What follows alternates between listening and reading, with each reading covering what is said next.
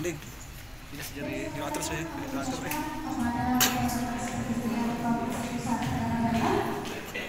Bersama narasumber kita juga dari Bea Cukai Mataram, kami persilakan untuk mengambil posisi yang sudah kami sediakan di depan. Karena sebentar lagi acara pembukaan. Bapak dan Ibu izin untuk memulai acara pembukaan kita. Bismillahirrahmanirrahim. Assalamualaikum warahmatullahi wabarakatuh. Waalaikumsalam warahmatullahi wabarakatuh. Selamat siang. Baiklah, Assalamualaikum warahmatullahi wabarakatuh.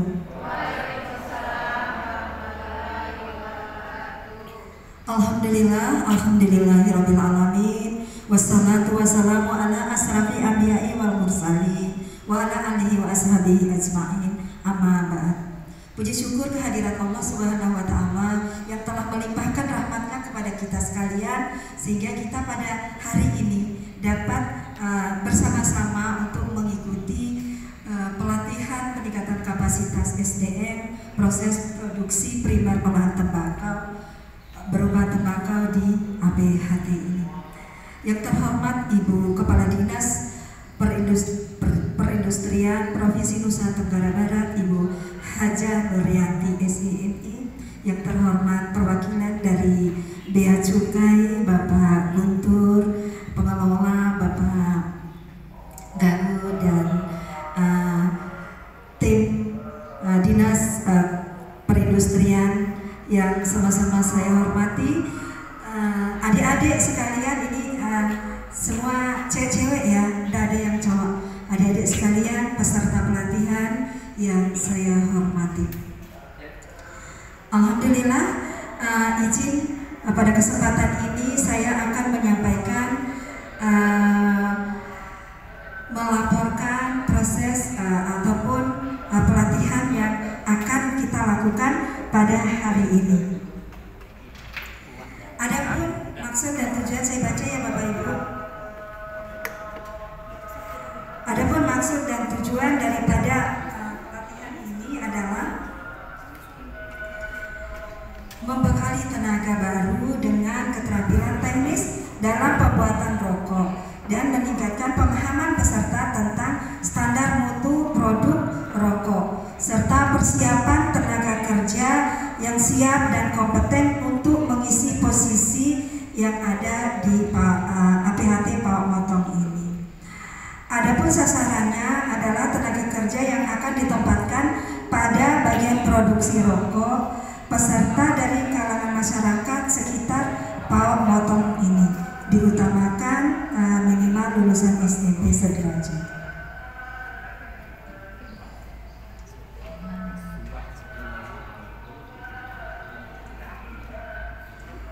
Bapak Ibu yang saya hormati, ada peserta pada pagi hari ini adalah 30 orang dengan narasumber selain dari Bea Cukai juga ahli para ahli industri rokok. Waktunya adalah kita akan melaksanakan selama 3 hari, yaitu dari tanggal 16 sampai dengan tanggal 18 Juni.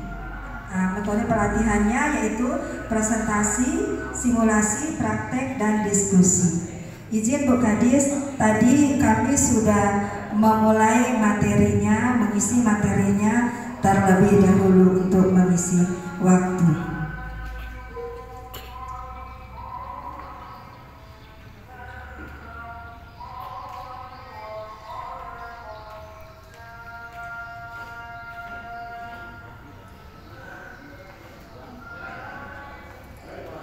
Bapak Ibu yang saya hormati, mungkin demikian yang bisa saya laporkan pada kesempatan ini. Semoga pelatihan ini dapat mendukung upaya peningkatan kualitas SDM produksi di sentra industri hasil tembakau Pawak Motong ini dengan pelatihan yang efektif, produksi tembakau dan tenaga kerja baru dapat meningkatkan kompetensi sehingga bisa menghadapi persaingan tuntutan industri. Demikian mungkin yang dapat saya sampaikan, lebih dan kurangnya mohon dimaafkan. Yang akan disampaikan oleh Kepala Dinas Perindustrian Provinsi Nusa Tenggara Barat kepada Ibu Haja Nuryanti SEME, kami persilahkan.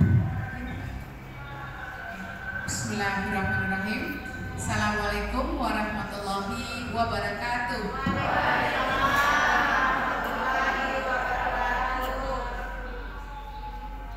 Walaupun menunggu lama, salamnya mengucap semangat, kita ulangi sekali lagi.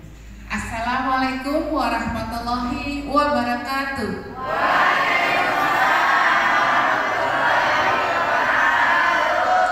Alhamdulillah, alhamdulillahirabbil alamin. Wassalatu wassalamu ala asrafil anbiya'i wal mursalin wa ala ahlihi wa sahbihi ajmain. Amma ba'd.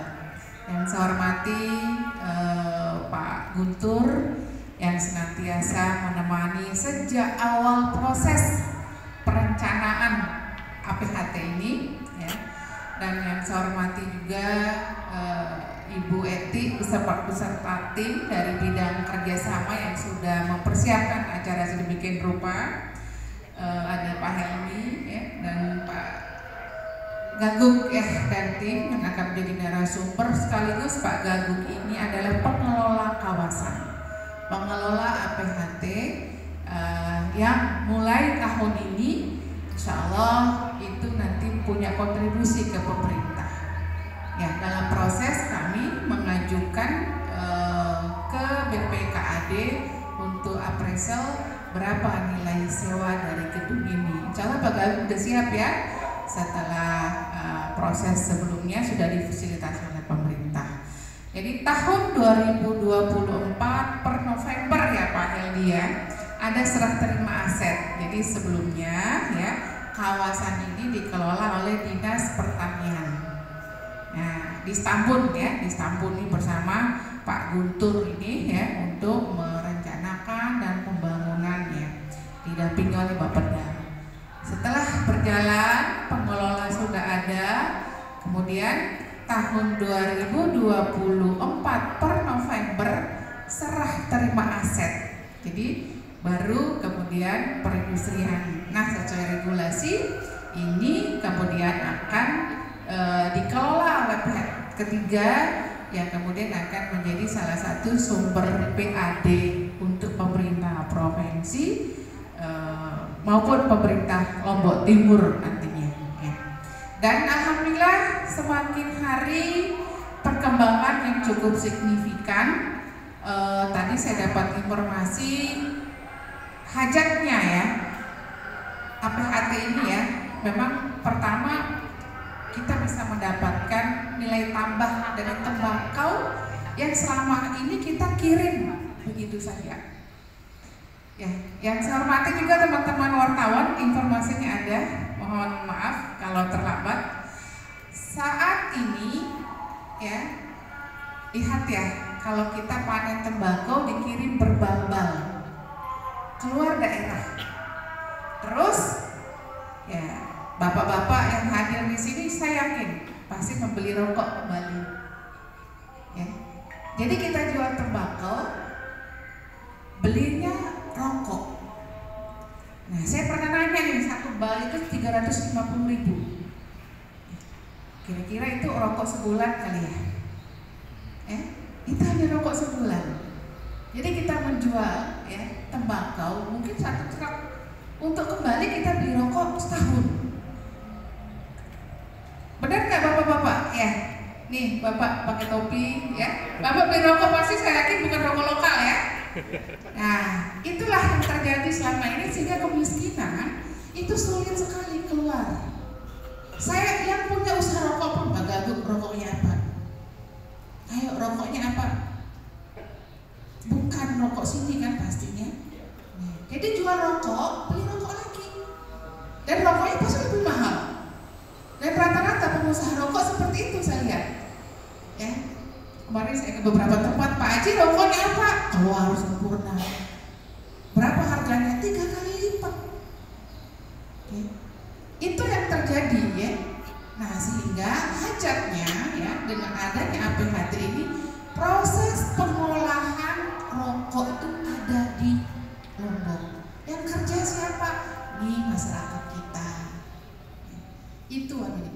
Kalau kita kirim keluar, NTB dapat apa?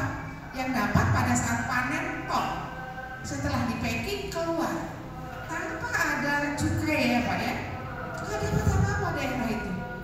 Ya, kita bangga penghasil tembakau, tapi hanya segelintir yang dapat. Hanya segelintir, yaitu petani tembakau, mungkin buruhnya, ya. Kemudian petani menjual ke pengepul, dikemas, sudah selesai. Sampai di situ saja. Sementara kita kirim keluar, di luar ribuan tenaga kerja yang terserap untuk linting rokok. Kemudian kembali lagi rokok itu dibeli oleh seluruh masyarakat kita, petani kita. Jadi kita jual tembakau, beli rokok. Pakok enggak? Ya, daerah bagi ya sebenarnya. Daerah bagi kita. Akhirnya rokok menjadi penyumbang inflasi. Setelah beras, bukan main-main pernyataan bapak-bapak di luar, uang rokok, uang rokok. Dulu uang beras, sekarang enggak, uang rokok. Dan itu menjadi bukti ya, rokok itu sudah menjadi kebutuhan, ngalahin beras. Bukan telur, bukan ikan, tapi rokok. Siapa yang rokok? Bapaknya doang. Anaknya gimana? Stunting, nggak bisa bayar sekolah, yang penting uang rokok. Image-nya nyari uang rokok, bukan uang beras. Dulu kan nyari uang beras ya, atau paling uang bakso. Sekarang jangan remehkan perkataan uang rokok. Benar, hanya lari ke rokok. Kalau sudah dapat, merasa sudah selesai ikhtiarnya mencari nafkah. Gitu. Cukup sudah uang rokok, dan benar sampai di rokok. Dan apa yang terjadi sekali lagi ya, kebutuhan anak, kebutuhan istri, gizi, pendidikan sudah terabaikan. Nah ini hajat besarnya yang memang secara bertahap kita coba wujudkan. Ada banyak pelaku di luar, alhamdulillah kita support yang seperti itu. Cuma ternyata untuk membuat rokok ya Pak ya, yang legal harus punya lahan minimal 200 are, 200 meter, artinya 2 are. Kalau lahannya kurang dari 2 are, maka tidak boleh mendapatkan cukai. Ya Pak ya. Kalau nggak ada cukai, artinya ilegal, dikejar-kejar. Nah, mengantisipasi itu semua, makanya kita berharap kawasan ini menjadi ladang baru ya, tempat baru bagi pelaku-pelaku di luar yang tidak bisa mendapatkan cukai, pengen usaha dengan tenang, ayo kita rangkul masuk ke dalam. Nah cuma mungkin beberapa tahap agak banyak yang keberatan dan sebagainya, sehingga mudah-mudahan ya hadirnya teman-teman media saat ini bisa membantu mensosialisasikan yang di luar belum bisa punya cukai karena keterbatasan lahan. Mari kini fasilitasi di dalam. Yang memang pengelolanya harus ada, yaitu kita sudah menunjuk Pemprov, ya, sudah menunjuk Pak Gaguk. Nanti beliau yang akan mengalokasikan. Saya rasa satu gudang itu kalau memang kapasitas usahanya belum banyak, bisa dibagi 4, bisa banyak ya. Jadi masih banyak. Kita ada 5 gudang Bapak Ibu. Nah, satu gudang idealnya 200 pegawai. 200 pegawai. Ini baru 30. Mungkin hanya cukup satu perusahaan. Ya, kalau skala kecil. Nah, sehingga 200 pegawai. Jadi kalau begitu kita di sini harusnya bisa menyerap 1000 tenaga kerja masyarakat sekitar. Nah, 1000 tenaga kerja. Nah, berapa jumlah perusahaan yang masuk? Silakan. Ya, ada prosesnya, mengajukan yang tadi yang di luar-luar ilegal, yang tidak punya lahan tapi membuat rokok, itu kita ajak masuk. Ada fasilitas disiapkan pemerintah, tentu saja sewa. Ya, disewa, disiapkan nih alat linting dan sebagainya. Nanti SDM-nya nggak pusing-pusing nyari pegawai, pemerintah memberikan bantuan untuk melatih yang kemudian menjadi SDM yang digunakan oleh para pelaku usaha rokok. Saat ini baru ada 4 perusahaan, dan itu juga tidak semuanya bisa dua kuasai karena skalanya masih kecil kecil, hanya beberapa mungkin yang bisa memenuhi satu gudang dari 200 tadi. Jadi masih banyak peluang. Mohon sampaikan kepada seluruh masyarakat Lombok Timur yang ingin berusaha agar legal mendapatkan pita cukai. Pemerintah provinsi bersama Kabupaten Lombok Timur memfasilitasi dalam sebuah sentra industri hasil rokok, hasil tembakau. Yang kita prioritaskan saat ini adalah cukai. Dan walaupun baru 4 perusahaan, per minggu cukainya 150 sampai 200 juta ya Pak ya ke sini. Jadi lahan ini memudahkan bea cukai itu menghimpun ya pendapatan daerah. Kemana kembalinya? Nanti kembali lagi kepada berbagai program. Nah itu hajatnya ya. Jadi per minggu saja saat ini 150 sampai 200 juta kontribusi cukai yang bisa, dan kawasan itu hanya boleh bea cukai yang masuk. Ya, nah ini, jadi kita berharap semakin banyak nanti perusahaan lain silakan masih boleh, baru 4 ya, gudangnya ada 5 dan 1 gudang itu bisa disekat ya, karena tidak semua juga bisa kayak tadi, belum ada yang mampu satu perusahaan itu 200 tenaga kerja. Nah, jadi bisa, atau bisa merger. Mana yang peluang pasarnya bagus, kenapa tidak kolaborasi menjadi satu perusahaan dari beberapa yang cecer tadi sehingga lebih besar. Itu juga beberapa opsi pembinaan yang akan kami lakukan, tawarkan kepada masyarakat. Targetnya masyarakat kita membuka lapangan pekerjaan dengan produk lokal yang terus akan kami lakukan pendampingan. Itu manfaatnya kalau dalam. Kalau di luar-luar kan kalau nggak terregistrasi kita nggak tahu. Pemerintah nggak pernah hadir karena memang kita nggak tahu, tidak terregistrasi, tidak didata. Karena secara administrasi nggak boleh perusahaan rokok itu lahannya kurang dari 2 area. Ya linting-linting kecil di rumah. Ini permasalahannya sehingga kenapa kawasan ini ada. Dan alhamdulillah ya untuk mensuplai kebutuhan dalam kawasan siapapun, sekali lagi siapapun pengusaha yang mau masuk silakan ya. Nanti kalau belum punya izin kami bantu perizinannya dengan bea cukai, ada pendampingan, ada pelatihan membuat saus ya. Karena saya akan dimarah oleh bea cukai manakala melakukan pelatihan ketika perusahaan itu belum memiliki izin. Berarti ibu mendukung yang ilegal, itu Pak ya. Nah ini saya nggak pernah sama beliau. Jadi harus punya izin baru kami boleh melatih. Artinya cukai ya. Nah makanya keuntungan kalau masuk. Jadi sekali lagi masih terbuka peluang buat masyarakat Lombok Timur, pengusaha Lombok Timur yang sudah berjalan atau belum berjalan untuk masuk ke dalam kawasan. Tentu nanti ada proses sewa menyewa ya karena menggunakan aset pemerintah. Cuma ya tadi keuntungannya bea cukai dikasih kelonggaran Pak ya. Tidak kalau kita di luar mau menjual bayar dulu cukainya baru boleh. Kalau dalam kawasan 30 hari ya 90 hari dikasih dulu cukainya baru dibayar belakangan. Itu bedanya, itu kelebihannya dan memudahkan bagi pengusaha-pengusaha kecil kita. Mungkin ini informasi yang belum sampai ya. Mungkin ini belum sampai sehingga riuhnya saja saya memang pernah mendengar dan saya sudah turun ke semua pelosok di sini rata-rata juga ngapain sih di sana tuh kami sudah bisa berusaha dari rumah. Nah itu karakter kembali ya. Tapi sekali lagi silakan Bapak Ibu media yang sudah hadir, alhamdulillah saya berterima kasih banyak.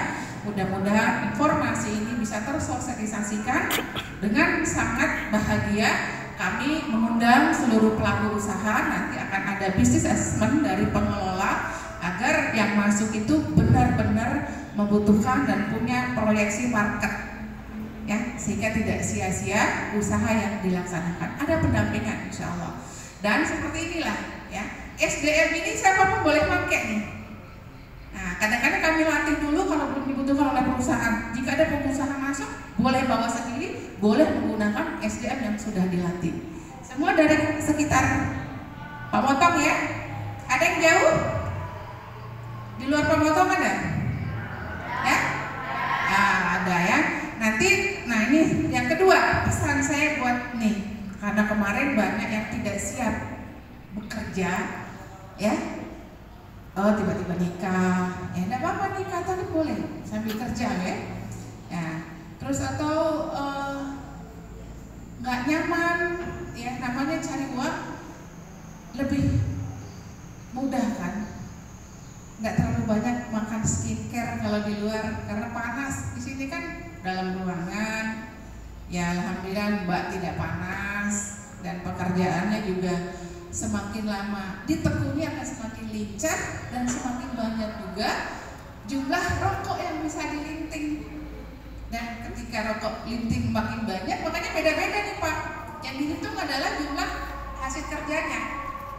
Nah itu pembayarannya.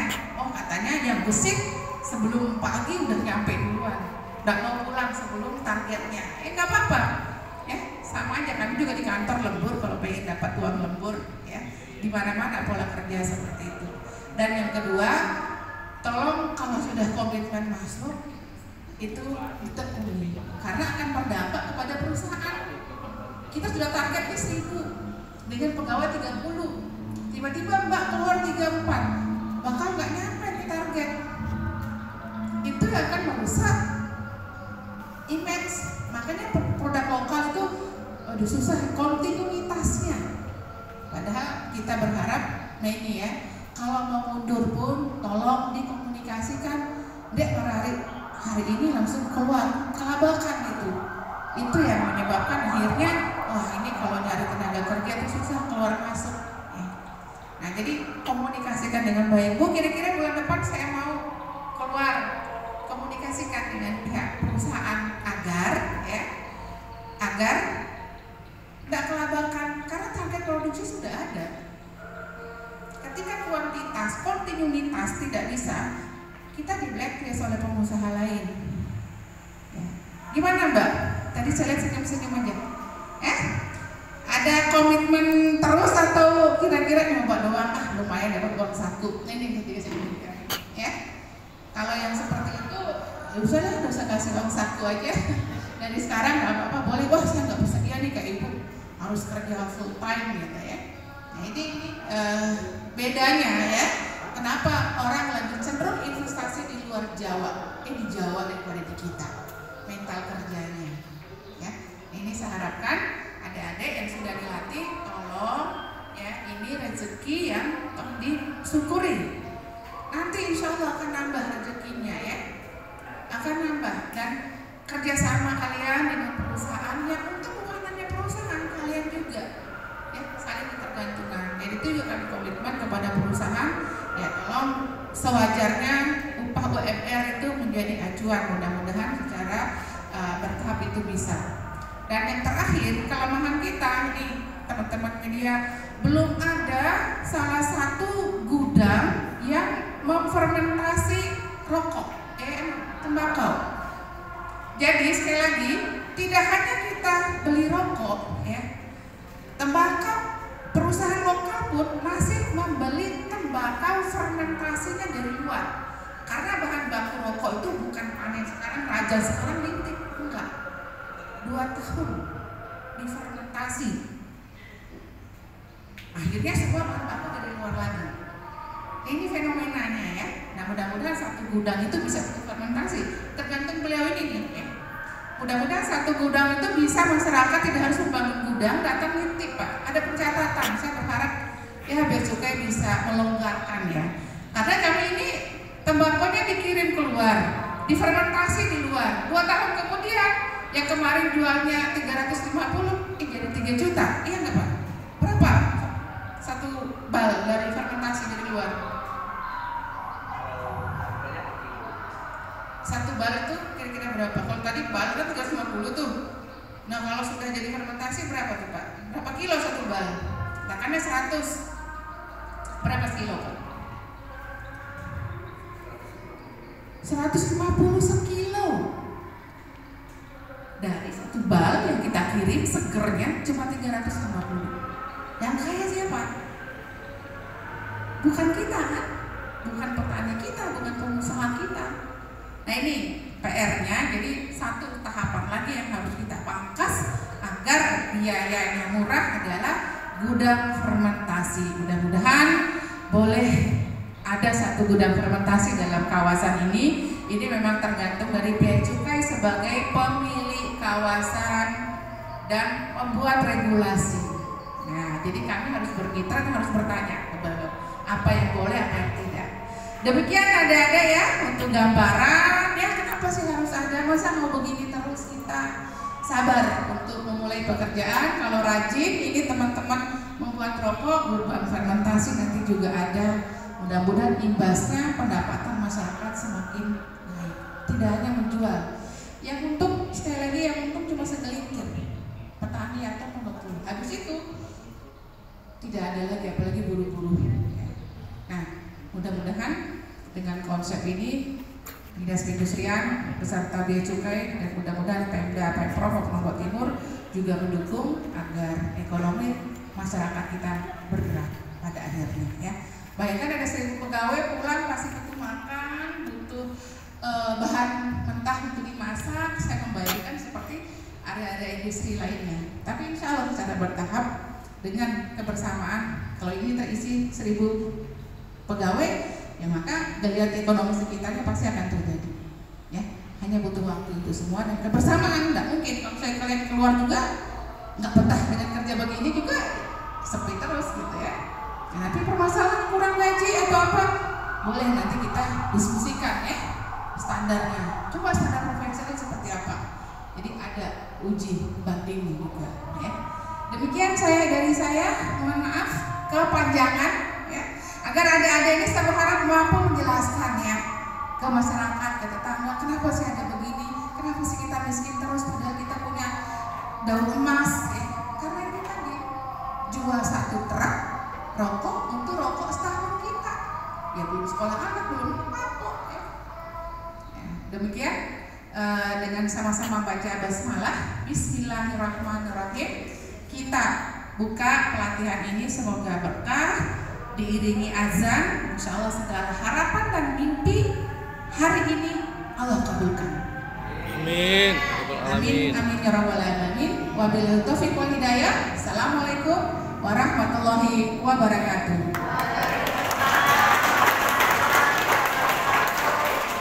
Terima kasih kami ucapkan.